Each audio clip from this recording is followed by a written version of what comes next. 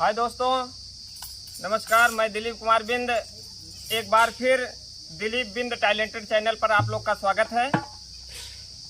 हम लोग ऐसे बैठे थे और हमारे काका श्री साथ में हैं, तो हम लोग एक प्लान बनाए कि थोड़ा गर्मी में एक गीत भजन हो जाए। और इस समय महंगाई का दौर चल रहा है, लोग महंगाई से परेशान हैं और इसी उपलक्ष्य में आप लोग को एक गीत आप लोग के बीच में भेज रहा हूं। आप लोग श्रवण करिएगा किस भाव से है। अरे ये करा के कवन बाऊ पैया हो काका, सबसे बड़ी समस्या यही बा। अरे ये करा के कवन बाऊ पैया हो, बजरिया में